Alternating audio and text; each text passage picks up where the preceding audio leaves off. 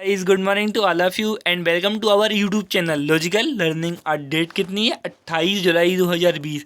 और 28 जुलाई 2020 के जितने भी इम्पोर्टेंट करंट अफेयर हो सकते थे हम इस वीडियो में डिस्कस करेंगे, और हर क्वेश्चन से रिलेटेड इम्पोर्टेंट पॉइंट भी इस वीडियो में डिस्कस करेंगे। तो आप प्लीज़ वीडियो को लास्ट तक देखिए, और वीडियो के लास्ट में मैं आपसे एक क्वेश्चन पूछूंगा जिसका आंसर आपको कमेंट बॉक्स में देना है। चलिए स्टार्ट करते हैं आज की वीडियो। फर्स्ट क्वेश्चन है कि हाल ही में विजय कारगिल दिवस कब मनाया जाता है? तो हाल ही में कारगिल विजय दिवस यह कब मनाया जाता है? 26 जुलाई को, यानी इसका डी वाला ऑप्शन करेक्ट है।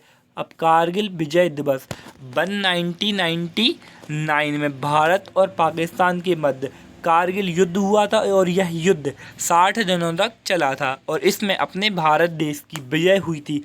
उसी विजय के रूप में यह कारगिल विजय दिवस मनाया जाता है। और यहाँ पर जब कारगिल विजय दिवस युद्ध यह चल रहा था तो उस टाइम पर हमारे देश के प्राइम मिनिस्टर कौन थे? उस टाइम पर हमारे देश के प्राइम मिनिस्टर यानी 199 में थे अटल बिहारी वाजपेयी। कौन थे? अटल बिहारी वाजपेयी।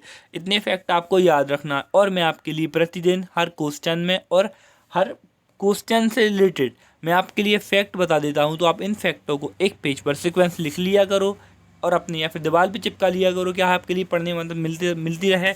चलते मैं सेकंड क्वेश्चन की, और सेकंड क्वेश्चन है कि हाल ही में भारत का पहला शहद परीक्षण प्रयोगशाला किस राज्य में स्थापित की गई? अब ये भारत का पहला है इसलिए आपके लिए भैया मोस्ट इम्पोर्टेंट है। भारत का पहला है इसलिए आपके लिए मोस्ट इम्पोर्टेंट है। और ये कहाँ पर खोला गया है? ये खोला गया है गुजरात में, यानी इसका ये वाला ऑप्शन करेक्ट है। अब ये गुजरात में खोला गया है, तो इसका कारण क्या है? यह शहद का निर्यात बढ़ाने के लिए, और जो व्यक्ति गांव से बिलोंग करते हैं उनकी आय को बढ़ाने के लिए यह शहद परीक्षण प्रयोगशाला गुजरात में खोला गया है। ये गुजरात में तो खोला गया है, लेकिन गुजरात में कहाँ पर खोला गया है? गुजरात के आनंद जिले में यह शहद परीक्षण प्रयोगशाला खोला गया है। और इसका नाम क्या है? World class state of honey testing laboratory इस प्रयोगशाला का नाम है। बात यहाँ पर गुजरात की आती है, तो आप मैप में देखिए, ये है गुजरात। यहाँ पर गुजरात के प्रेजेंट टाइम पर यहाँ के चीफ मिनिस्टर कौन है? विजय रूपाणी। और यहाँ गवर्नर कौन है? आचार्य देवव्रत। कौन है? आचार्य देवव्रत।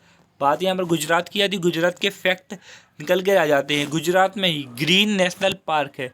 पेपर में आता है कि गुजरात की ग्रीन नेशनल पार्क कहाँ पर है, तो ग्रीन नेशनल पार्क ये कहाँ पर है? गुजरात में है। और हाल ही में गुजरात में कुछ टाइम पहले सुजलाम सुफलाम जल समृद्धि योजना शुरू हुई है। ये कहाँ पर हुई है? गुजरात में हुई है। चलते हैं अपन थर्ड क्वेश्चन की ओर।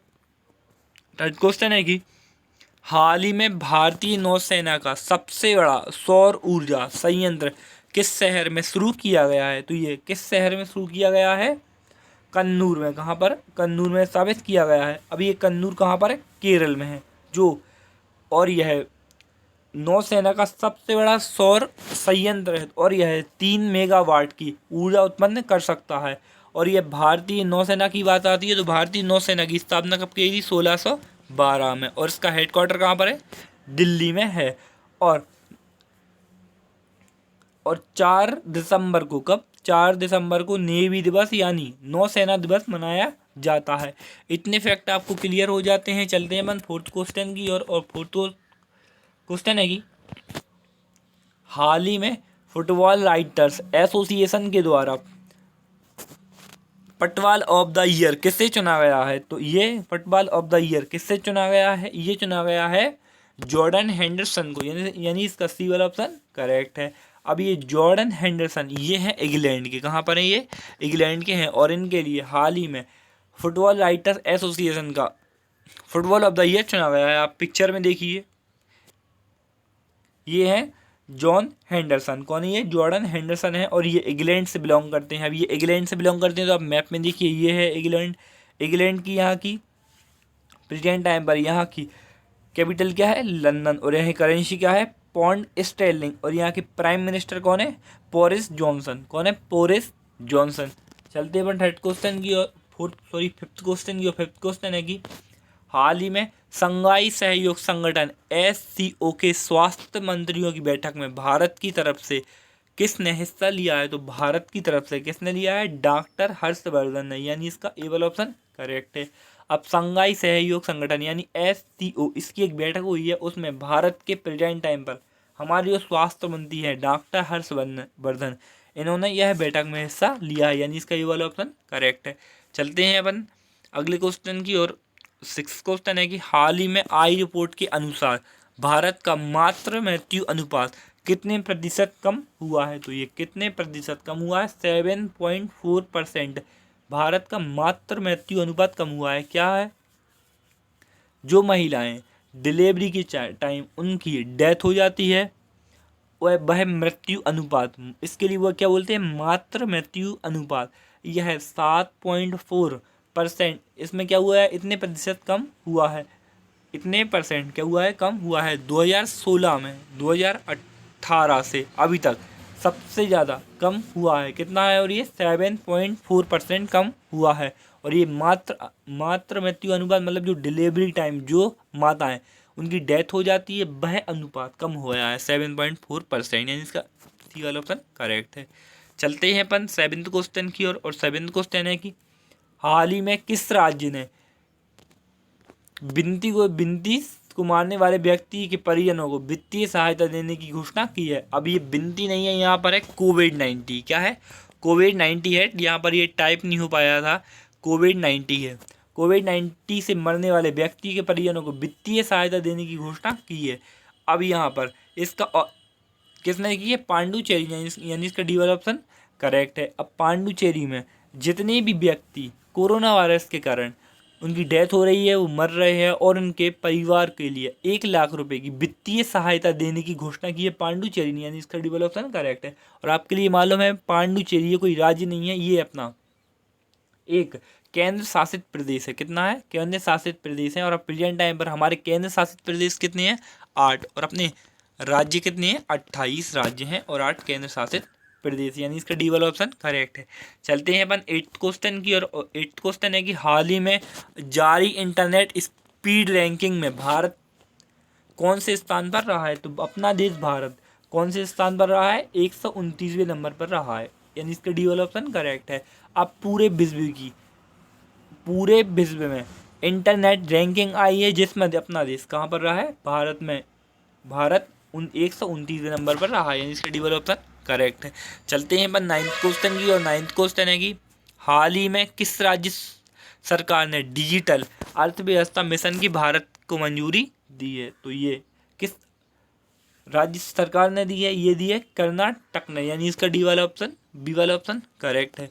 अब डिजिटल अर्थव्यवस्था मिशन में भारत को मंजूरी दी है और ये किस राज्य सरकार ने दी है? कर्नाटक ने दी है। अब इसमें क्या है? कर्नाटक की जितनी भी आईटी कंपनी है उन सबको मिलाकर डिजिटल अर्थव्यवस्था मिशन बनाई जाएगी, और इसका कर्नाटक गवर्नमेंट कितने परसेंट देगी? 49%, और उन अलग कंपनियां उनसे 51% उनकी अलग से मंजूरी रहेगी। अब ये कर्नाटक में खोली गई है, तो आप मैप में देखिए, ये है यहाँ पर कर्नाटक की प्रेजेंट टाइम पर यहाँ की कैपिटल क्या है? यहाँ की कैपिटल है बेंगलोर। और प्रेजेंट टाइम पर यहाँ के चीफ मिनिस्टर कौन है? पी.एस. येदियुरप्पा। कौन है? पी.एस. येदियुरप्पा। और यहाँ गवर्नर कौन है? वजुभाई वाला। कौन है? वजुभाई वाला। अब यहाँ पर कर्नाटक की बात आती है, तो आप देखिए यहाँ पर हाल ही में कर्नाटक में कोरोना वॉच ऐप यहाँ पर लॉन्च किया गया था। कहाँ पर? कर्नाटक में कोरोना वॉच ऐप। और यहाँ पर बुखार क्लिनिक अलग से स्थापित करने की घोषणा की थी कर्नाटक ने। और यहाँ पर ऑनलाइन कोचिंग प्लेटफॉर्म और गोसेट का शुभारंभ किया गया था। कहाँ पर? कर्नाटक में किया गया था। अब यहाँ पर चलते हैं अपन अगले क्वेश्चन की ओर। और अगला क्वेश्चन है कि हाल ही में भारत ने कब तक 60% अक्षय ऊर्जा के लक्ष्य को निर्धारित किया है? तो ये कब तक किया है? 2030 तक। 2030 तक भारत अक्षय ऊर्जा को स्थापित कर लेगा। जिस प्रकार इलेक्ट्रिसिटी ऊर्जा होती है और वाटर ऊर्जा होती है और भी कई ऊर्जा होती है, उसी प्रकार अक्षय ऊर्जा इसको क्लीनिंग ऊर्जा बोलते हैं, और ये प्रदूषण को हटाने के लिए होता है। और ये 60% के लक्ष्य कब तक स्थापित कर लेगी, निर्धारित किया जा सकता है? तो ये किया जा सकता है 2030 तक, ऐसा अनुमान लगाया गया है। क्या है? ऐसा अनुमान लगाया गया है, यानी इसका सी वाला ऑप्शन करेक्ट है। चलते हैं अपन 11th क्वेश्चन की ओर। और 11th क्वेश्चन है कि हाल ही में राजस्थान ने किस शहर में अपना पहला प्लाज्मा बैंक स्थापित करने की घोषणा की है? तो ये किस बैंक? कहाँ पर? जयपुर में, यानी इसका बी वाला ऑप्शन करेक्ट है। आप ऑप्शन में भी थोड़ा सा गौर किया करो कि ऑप्शन क्या हो सकते हैं। जैसे कि यहाँ पर देखो बात हो रही है, यहाँ पर राजस्थान की हो रही है और यहाँ पर राजस्थान के किस शहर की बात हो रही है। देखिए यहाँ पर राजस्थान और राजस्थान के किस शहर में, आप ऑप्शन देखिए महाराष्ट्र तो राजस्थान से अलग है, उसमें शहर है ही नहीं क्योंकि एक अलग स्टेट है। मध्य प्रदेश भी एक अलग अलग स्टेट है और यहाँ पर ये कोई नहीं। अब क्या बचा है, जयपुर बचा है, तो अपन इस पर टिक कर सकते हैं। थोड़ा सा कॉमन सेंस अपन के लिए हर पेपर में लगा लेना है, अपने आप आंसर आ जाता है। अब राजस्थान की जयपुर में भारत का पहला प्लाज्मा बैंक स्थापित राजस्थान का पहला प्लाज्मा बैंक स्थापित करने की घोषणा की गई है। अब ये राजस्थान का पहला शहर में की गई है, तो भारत का पहला, पेपर में अभी क्वेश्चन आएगा कि भारत का पहला प्लाज्मा बैंक कहाँ पर स्थापित किया गया है। तो भारत का पहला प्लाज्मा बैंक कहाँ पर स्थापित किया गया था, न्यू दिल्ली में। कहाँ पर, न्यू दिल्ली में स्थापित किया गया था। और राजस्थान का पहला कहाँ पर किया गया है, जयपुर में। बात यहाँ पर राजस्थान की आती है तो आप मैप में देखिए, ये है राजस्थान। राजस्थान के प्रेजेंट टाइम पर यहाँ के चीफ मिनिस्टर कौन है, अशोक गहलोत। गवर्नर कौन है, कलराज मिश्रा।